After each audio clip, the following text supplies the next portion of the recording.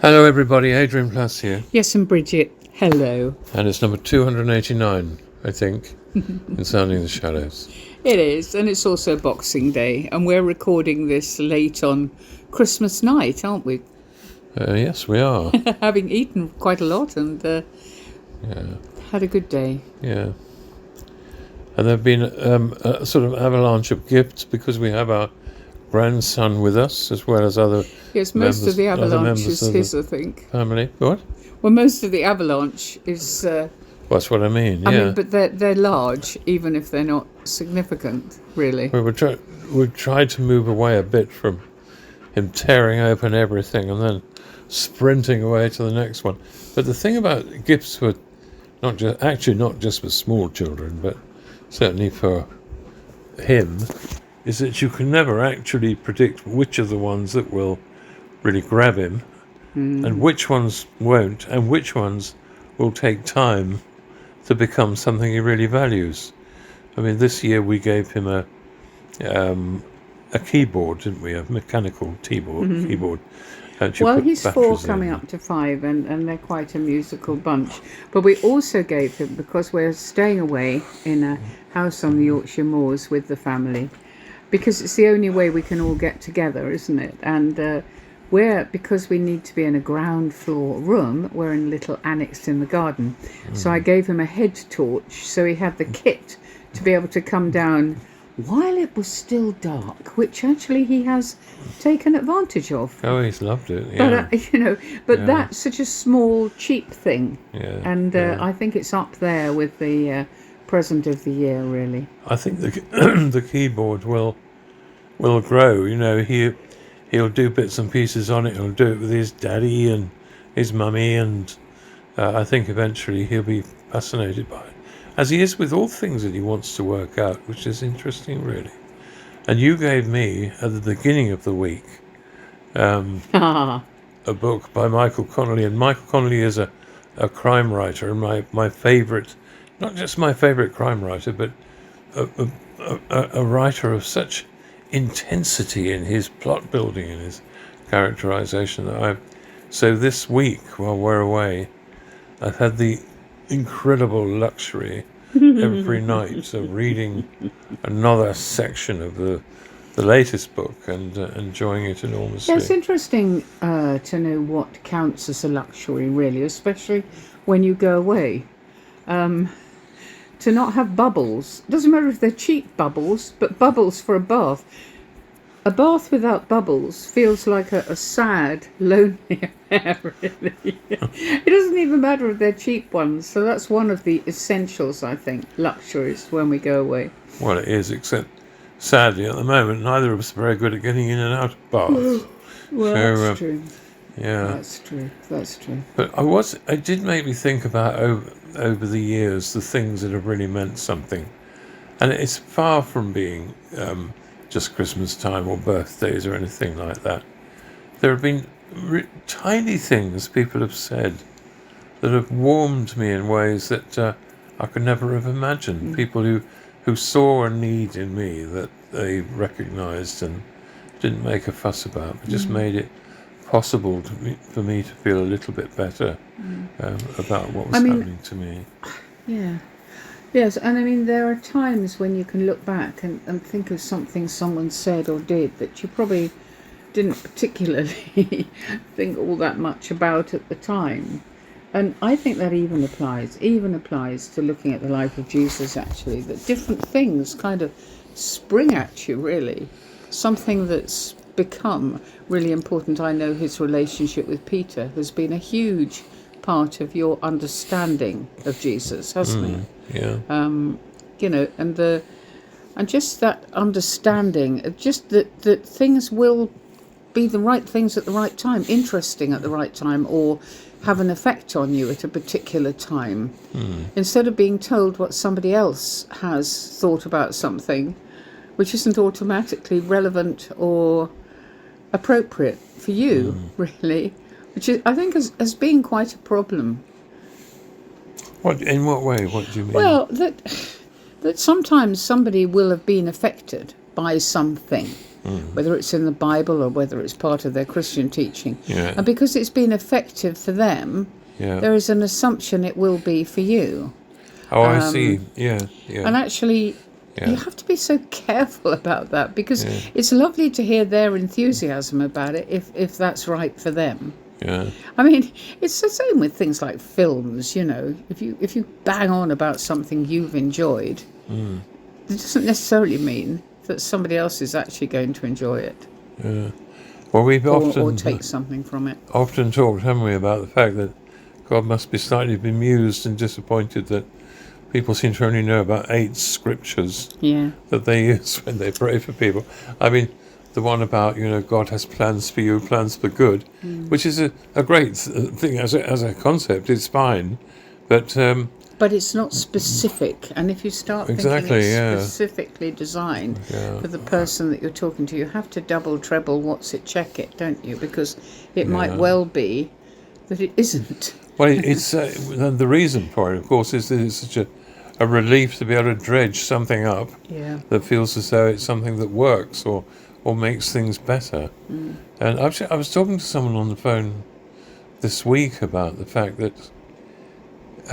about how much growth there is in understanding.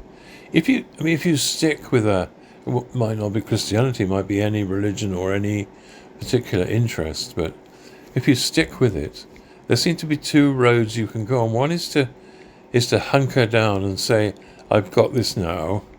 In other words, it's a sort of acquisition. I now have the Christian faith, I understand it, I've got it sorted. And therefore, Like Rafa getting his keyboard. Well, I've got a keyboard now. yeah, that's so right. that's yeah. it. Now I'm complete. Yeah.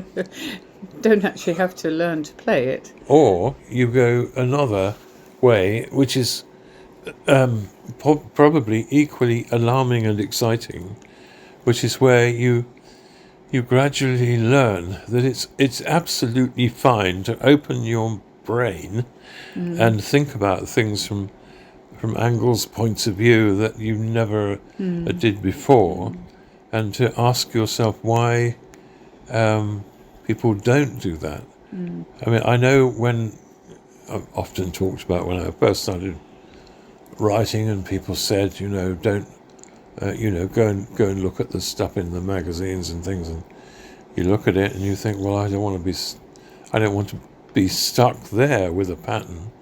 And it's been a pattern for me ever since. It excites me hugely, as it does both of us, to look at things that we've looked at quite often before and then found a completely different angle. And it is like being given a gift for me. I love it. I love seeing a new side turning, a new way up the blinking roundabout that is worth exploring and takes us somewhere different.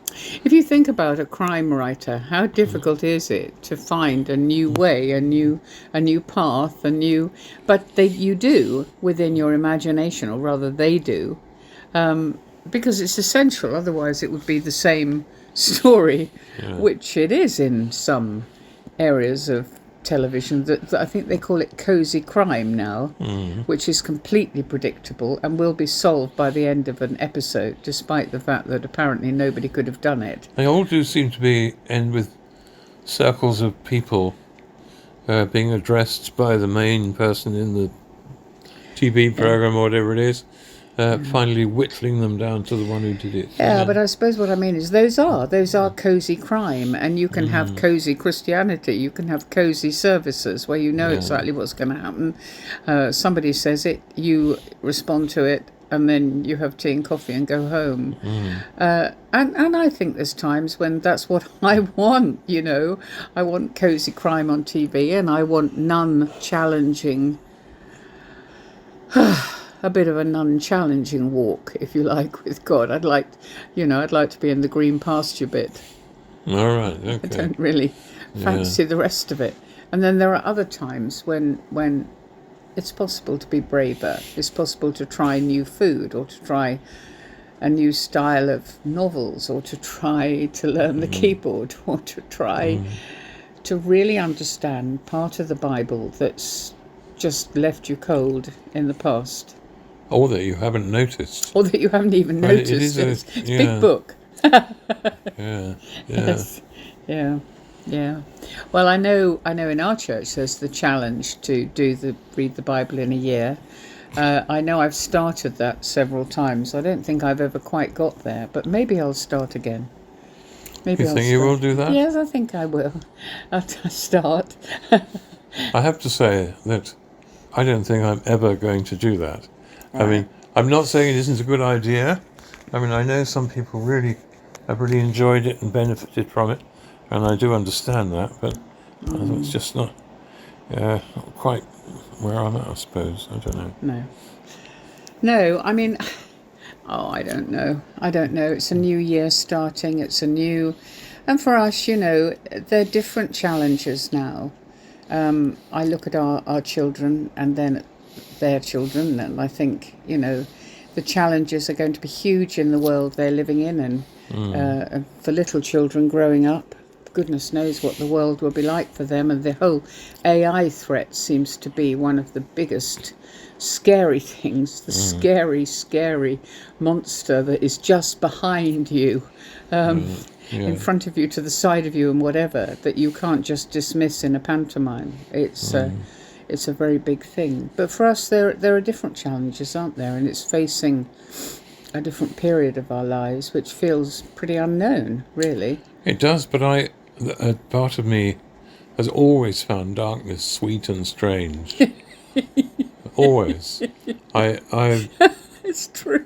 I It doesn't apply to me. I love the need to explore the darkness, and I love the strangeness of new ideas, and I'm absolutely I don't know, enlivened by having a new perspective.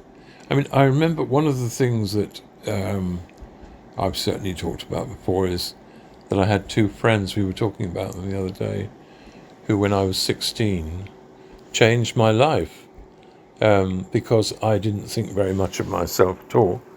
And I met them and got to know them.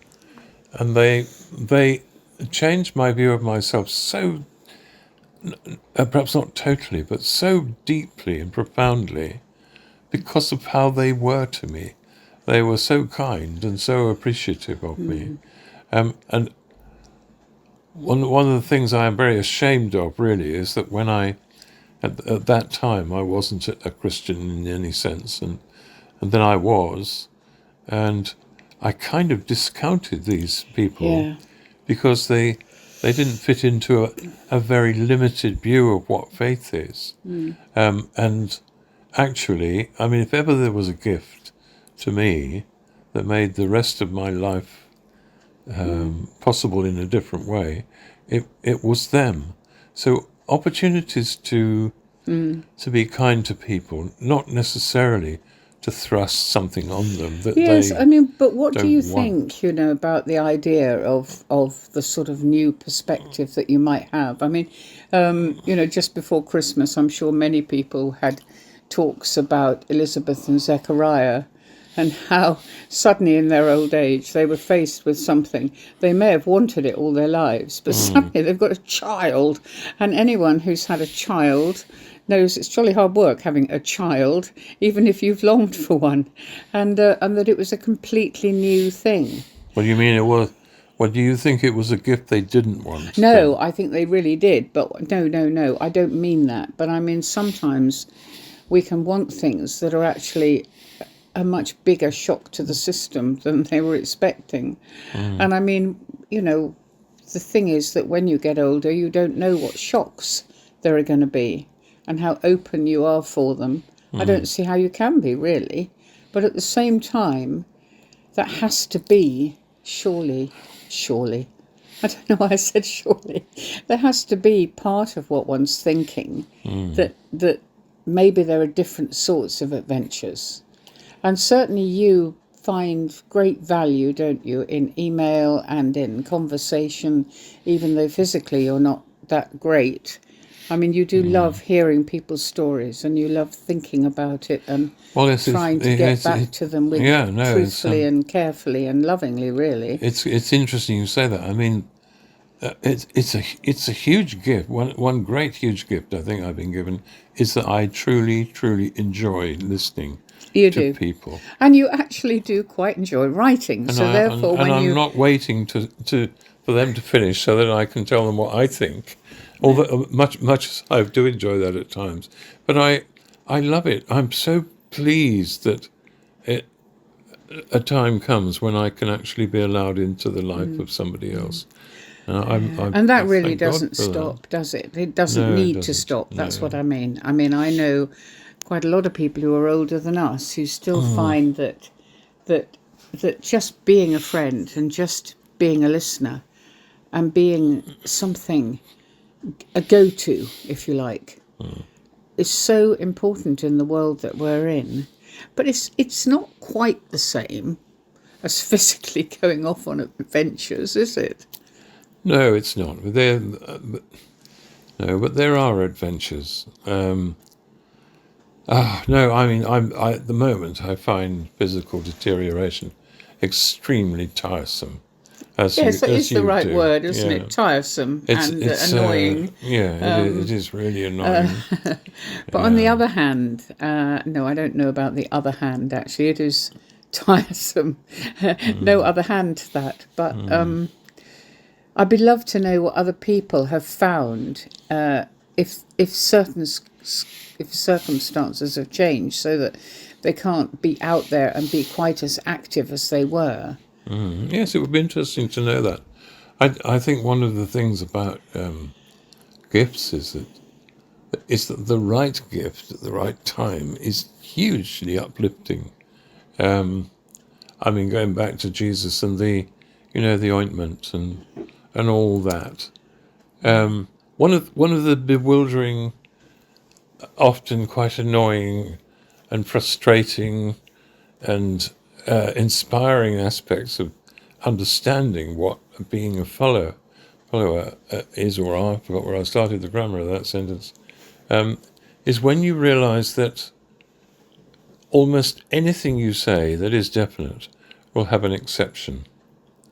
So when Jesus was approached by this woman who broke this very expensive jar of nard ointment, whatever it was, It's one of the words I think most people remember. There's something about the word nard nard, yes. that we all remember. Obviously, And we for know it's expensive. him, it was a great gift, and then one of the disciples, everyone says Judas, but I don't know if that's so, I but don't think it actually says it was says, Judas. she shouldn't have done that. It's a waste of money. It should have been used for this, that, and the other. You really cannot take little sad little bits of morality and adopt them as children in your world of religious understanding. No. Because you will be thwarted if you do that. But neither can you say, well, because he valued that at that time with that person in that place, therefore it applies to all of us. We can No, of think, course not. No, you know, no. it matters how much something costs, for example. Yeah. You know, so it matters the gift, the cost of the gift that you might give to someone. That's irrelevant. It was important in that story for that time for them to see that that was loved and valued and that somehow she got it right. But it's that constant need to be open to the possibility that it might be or it might not be the right thing to do in any situation. And just because you've done it before or somebody's done it in the Bible before, it automatically means that that's the right thing to do. So it is a challenge. It's a very welcome challenge to me, I must say, because if you don't take that route, where if you're not saying I'm open to seeing I've gone wrong with this, or I need a different direction, or I haven't really understood that, I think I would be bored out of my mind. And what you say about adventures, I mean, the adventures of the soul and the mind are very real ones. I would love to be able to have more adventures of traveling and moving around and doing stuff, without doubt. But I don't want to be deprived of the enjoyment and excitement of discovering new perspectives and understanding about And things. I love to think that on this night, well, it probably wasn't this particular night over 2,000 years ago, but on the night, whenever exactly it was that Jesus was born, that Mary and Joseph were just in that moment. They had no idea what was going to come. They didn't know that there was going to be a need to escape to Egypt. They didn't know anything of the future. And they must have been unbelievably puzzled by, not maybe so much by the shepherds as by the, well, yeah, I think they're pretty puzzled by them actually, but obviously it's not yet. But that idea that wise men have come from the other side of the world, they think they have understood what's demanded of them. They went to Bethlehem. They were open to this child, first Mary and then Joseph accepting it. But they had no idea. And that has to be us, doesn't it? At Yeah, it whatever does, time. yeah. I mean, Mary said, "I am your servant," when asked if she would obey. Yeah. But she had absolutely no idea No, of the bumps and the ups and the downs and she didn't. the bewilderment that would hit her. No. And in the end, the profound pain and upset about what happened to her Well, son. and as we've said, that applies to having children, it applies to changes in our lives, it applies to all sorts of things, really. We have no idea whether physically there'll be challenges, or mentally there'll be challenges, or circumstantially there'll be challenges. It's only living in and hanging on within that moment, isn't it? And we know a lot of people who manage to do that despite, not because, in the moment they say yes, and then they say yes to the next moment and yes to the next. Yeah. Not easy, though. It's a habit that needs cultivating, I think, to go on doing that. And it isn't easy when times get rough in other ways. And as always, we love to hear from you, so do get in touch. How was your Christmas? How are you feeling? And what great gifts have you had? Love to know about that. Absolutely. Anyway, we'll see you next week. Bye-bye. Goodbye.